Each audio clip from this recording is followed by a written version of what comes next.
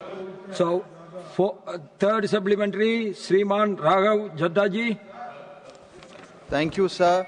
Sir, through you, I would like to ask the Honorable Minister, Shri Nitin Gadkari ji, that, in India, we pay road and infrastructure cess on the purchase of a vehicle. Then when we buy fuel, which is petrol and diesel, we pay infrastructure and road cess. And apart from that, we also pay toll tax. Now, we understand that, by virtue of using models like PPP, BOT, TOT model, there is a cost that the government has to incur, which has to be funded by the taxpayer.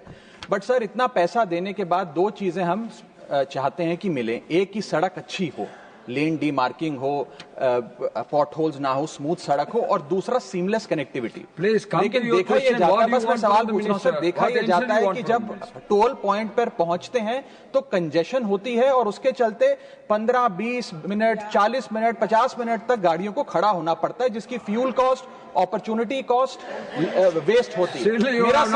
मेरा सवाल आपके माध्यम से माननीय मंत्री जी से यह है कि क्या हमें कुछ इस प्रकार के प्रपोजल पर ध्यान नहीं देना चाहिए कि यदि किसी भी वाहन को, किसी भी व्हीकल को 5 मिनट से ज्यादा अगर टोल प्लाजा पे खड़ा होना पड़े तो उसको फ्री में जाने की इजाजत दी जाए, उससे टोल ना वसूला जाए. कुछ इस प्रकार की आप योजना बनाएं. आप फास्ट टैग और RFID टैग और अन्य चीजें तो रख रहे हैं, लेकिन जब तक वो सीमलेस तरीके से इंप्लीमेंट नहीं होती है तो ये योजना बननी चाहिए कि 5 मिनट अगर रुकना पड़े तो टोल ना लिया जाए किसी आम नागरिक से.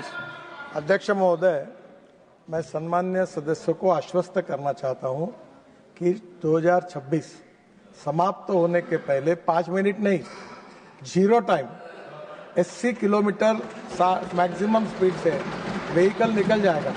यहाँ डायरेक्ट ऐसे पाइप की एंट्री होगी और बड़ा रोड होगा, गाड़ी निकल जाएगी, पता भी नहीं चलेगा रोड जैसा.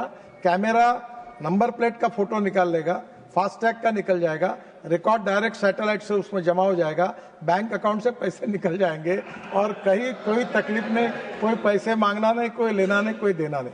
और रिगार्डिंग आपने जो क्वालिटी के बारे में कहा है, हमने काफी स्ट्रिक्ट एक्शन लिया है और लगातार इसके बारे में इतने कठोर निर्णय किए हैं और लगातार सुधार कर रहे हैं. पर कभी कभी क्या होता है कि सोशल मीडिया पर और पब्लिक में we are only responsible for national highway.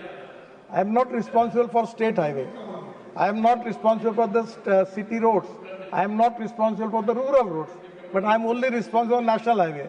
Many times इनके फोटो आकर फिर हमारे नाम पर बोलते कि ये कब होगा. जब हम इंक्वायरी करते तो 70% ऐसी बातें आती है कि जिसका हमारे साथ कोई संबंध नहीं. और जहाँ तक नेशनल हाईवे में क्वालिटी की बात है, मैं आपको बताना चाहता हूँ कि हम इसके बारे में इतने अनेक अभी हमने लेटेस्ट निर्णय किया है कि जो कॉन्ट्रैक्टर ठीक काम नहीं करेगा उसको 2 साल तक हम डिबार कर देंगे, वो कोई टेंडर नहीं भर सकेगा. और मैं तो कोशिश कर रहा हूं कि समय आया तो CRPC का उपयोग करके भी कॉन्ट्रैक्टर पर कार्रवाई करेंगे और इसके बारे में किसी प्रकार का जो बिलो क्वालिटी का काम सहन नहीं करेंगे.